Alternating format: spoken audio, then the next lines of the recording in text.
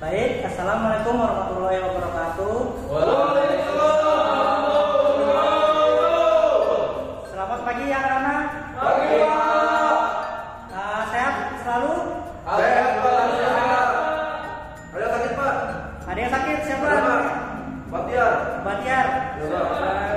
Nanti kasih tahu ya ketua kelasnya. Bilang ke Batiarnya nanti ada tugas dari saya nanti ya. Oke, Pak. Baik, kita absen dulu ya. Yang pertama Anil Hamdal. Hadir, Pak. Hadir. Oke, Muhammad Fadil Rahman. Hadir, Pak. Hadir. Nur Hisham. Hadir. Hadir. Sahli. Ada, Pak. Ada. Baca tadi izin ya. Ya, Pak. Dia sakit. Oke. Katanya kena diare. Oh, diare. Ya. Ya, semoga cepat sembuh ya. Amin. Oke, sebelum kita mulai pembelajaran ini, ketua kelas baca doa dulu. Silakan pimpin teman-temannya untuk baca doa. Baik, teman-teman semua, sebelum kita melaksanakan pembelajaran, baiknya kita berdoa terlebih dahulu agar pelajaran kita lancar. Berdoa mulai. Berdoa selesai. Baik, alhamdulillah. Untuk pelajaran hari ini kita kemarin sudah membahas tentang bagaimana belajar tajwid kan. Udah masih ingat apa enggak pelajaran tajwidnya tadi? Lupa, Pak. Segera mengingatkan aja, kita kemarin mempelajari tentang tajwid mengenai ikhfa dan juga iqlab.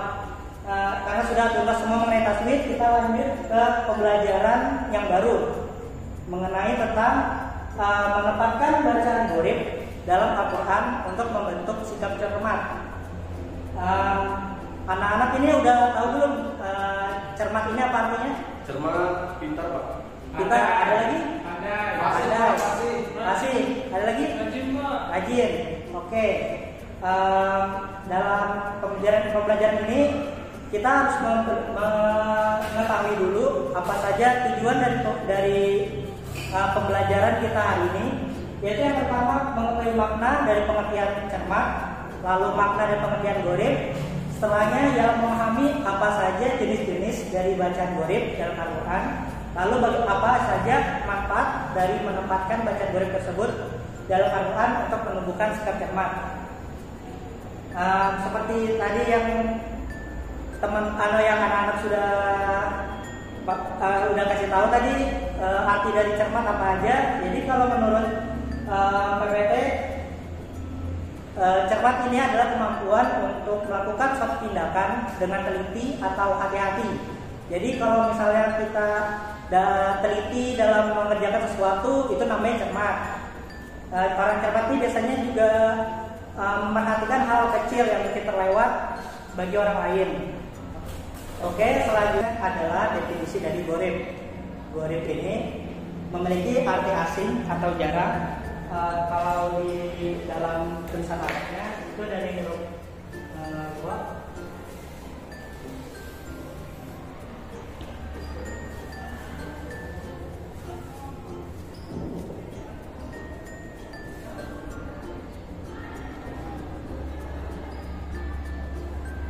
Tulisan gharib ini berasal dari kata gharibun atau yang berarti asing atau jarang dalam bahasa Arabnya. Dalam konteks Islam sendiri, gharib ini sering digunakan untuk merujuk pada kata-kata dalam Al-Quran yang jarang atau tidak lazim digunakan dalam bahasa Arab sehari-hari ataupun dalam mempelajari Al-Quran itu sendiri. Gharib ini termasuk dalam ilmu al-aswad, yaitu ilmu yang khusus mempelajari bagaimana melapaskan Al-Quran dengan baik dan benar, dan merupakan turunan dari ilmu tajwid. Selanjutnya ialah apa saja dari jenis-jenis gharib. Jenis-jenis gharib ini ada 4, yaitu imalah, ismam, tasir, dan hafal. Sebenarnya ada lagi satu, yaitu saktah, tapi kita masih belum mempelajarinya. Kita hanya mempelajari yang keempat ini dulu. Lalu yang selanjutnya kita ke penjelasan jenis bacaan yang pertama yaitu tentang imalah. Imalah secara bahasa ialah condong atau miring. Dalam istilahnya sendiri, imalah itu berarti mencondongkan bacaan harokat fathah pada harokat kasroh sekitar 2/3-nya. Ya, lalu istilah yang kedua ialah memiringkan bacaan fathah ke arah bacaan kasroh atau memiringkan bacaan alif ke arah ya. Menurut Imam Hafs, bacaan imalah dalam Al-Quran hanya ada satu, yaitu pada Quran surah Hud, yaitu Quran surah yang ke-11 ayat 41 juz yang ke-12. Dalam cetakan Arab, bacaan imalah ditandai dengan titik diamond atau getas di bawah bacaan. Sementara untuk cetakan Indonesia ditandai dengan tulisan imalahnya sendiri di bawah bacaan imalahnya. Nah, di sini bisa kita lihat ada tanda diamond di bawah huruf bacaannya. Kalau untuk cetakan bahasa Indonesia sendiri ada tulisan imalah dalam huruf gundul untuk bacaan dari imalahnya. Untuk pembacaannya sendiri saya akan baca dulu baru kalian ikuti ya. Baiklah. Oke, jadi bacanya adalah Bismillahirrahmanirrahim. Wa qala arkabu fiha bismillahi majreha wa mursaha inna rabbi laghafurur rahim. Ayo sama-sama. Bismillah.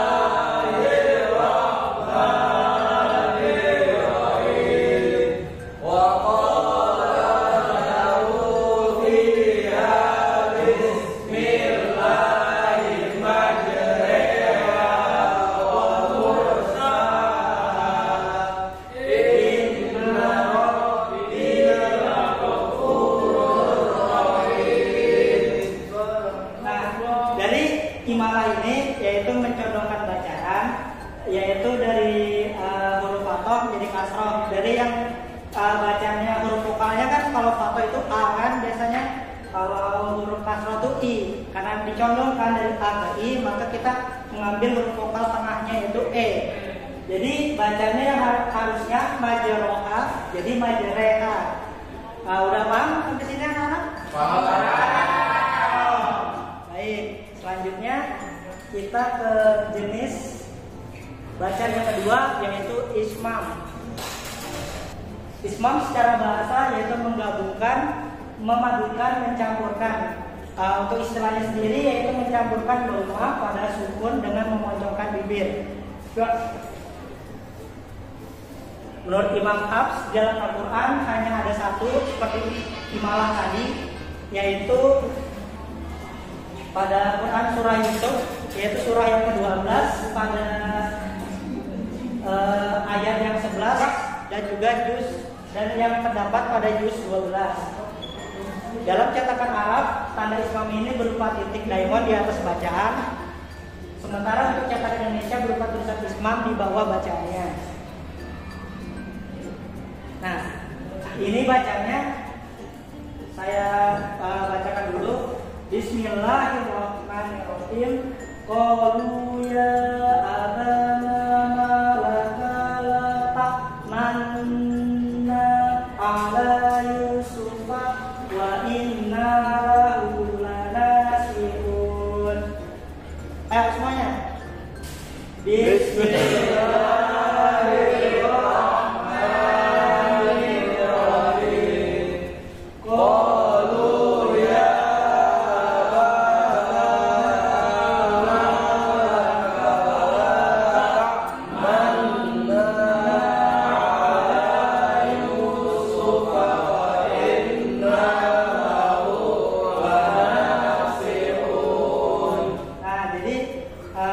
Dari artinya tadi yaitu mencampurkan doma pada sukun dengan memoncongkan bibir. Ini maksudnya dari kata ini kan ada latak mana kalau biasanya kan, namun di tengah-tengahnya ini ditandai dengan tanda diamond di atas, maka kita bacanya menjadi latak manuna, tapi nunya itu sukun, hanya dibaca dalam hati saja, hanya dalam bentuk gerakan bibir. Jadi latak mana. Oke, Udah mengerti? Ngerti. Selanjutnya yaitu tashil. Tashil dalam bahasanya berarti lunak atau meringankan, ataupun istilahnya adalah membaca antara hamzah dan alif atau kedua hamzah, di mana hamzah yang pertama dibaca secara jelas dan pendek, sedangkan hamzah kedua dibaca tashil atau diringankan atau digabungkan juga bisa dalam pengertiannya. Dalam qiraah Imam Asim riwayat Hafs juga terdapat ada satu bacaan tashil, yaitu pada Quran surah Fussilat ayat 44 yang terdapat pada juz 24. Dalam cetakan Arab, tashil memiliki tanda berupa titik tebal di atas hurufnya. Ataupun dalam cetak Indonesia ada tulisan tashil tepat di bawah bacaan tashilnya. Oke, karena ini surahnya terlalu panjang, jadi saya menjelaskan saja di mana hurufnya. Oke, hurufnya ada di atas ini. Ada titik atas di huruf setelah hamzah, ada titik bulat di atas di kata jamiun. Jadi di hurufnya ini ada dua hamzah yang saling tabrakan. Biasanya kalau kita membaca secara bukan bacaan gharib, maka bacanya adalah jamiun. Namun ternyata ini adalah bacaan gharib, yaitu tashil, di mana dua hamzah ini ditashilkan atau diringankan menjadi jamiun wa arabi. Coba sama-sama. Jamiun wa arabi. Sekali lagi. Jamiun wa arabi. Jenis yang terakhir yang akan kita jelaskan yaitu naqal, yaitu memindah atau menggeser, di mana istilahnya ialah kita memindahkan harokat hamzah ke huruf mati sebelumnya, dan setelah itu hamzah yang dipindahkan tadi itu dibuang bacaannya. Maksudnya di mana? Ini ada terdapat pada surah Al-Hujurat ayat 11 juz ke-26.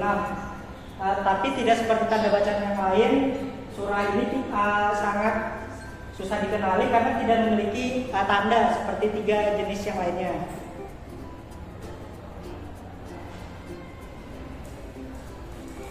Nah, tandanya ada di bacanya ada di sini ya, di salismu. Kalau menurut tulisan biasa, ini bacanya adalah di sal ismu, ya kan? Karena huruf lamnya mati, huruf i-nya hidup ya, jadi di sal ismu. Namun ternyata ini adalah tanda bacaan gharib, di mana pembacaannya agak berbeda, di mana huruf hamzah yang awalnya dipindahkan ke huruf lamnya, atau huruf alif dipindahkan ke huruf lamnya. Jadi yang awalnya di sal ismu jadi di salismu. Untuk bacanya Bismillahirrahmanirrahim. Langsung dari sini aja. Bisalismul fusuqu ba'dal iman. Ayo ulangi. Bismillahirrahmanirrahim. Bisalismul fusuqu ba'dal iman. Oke, selanjutnya karena materi sudah selesai, sebenarnya Bapak punya game, namun sepertinya waktu sudah tidak cukup. Jadi ini dijadikan PR aja, terutama untuk tadi yang nggak turunnya si Bastian tadi ya, bilangin teman-temannya. Siapa? Oke, PR-nya. Nah, jadi silakan ini di screenshot, siapa ketua kelasnya atau Sali screenshot ya PR-nya. Untuk pertemuan selanjutnya silakan dikumpul. Oke, terima kasih, itu saja dari saya. Semoga dari pembelajaran ini kita bisa mengetahui bagaimana sikap cermat. Dengan sikap cermat tersebut kita bisa mengetahui apa saja bacaan-bacaan yang mungkin sebenarnya tidak lazim dalam Al-Quran, sehingga dalam bacaan tersebut kita membacanya dengan baik dan benar, sehingga artinya juga jelas dan juga bisa tersampaikan dengan baik para pembaca Al-Qur'annya ataupun pendengarnya. Itu saja dari saya. Wassalamualaikum warahmatullahi wabarakatuh.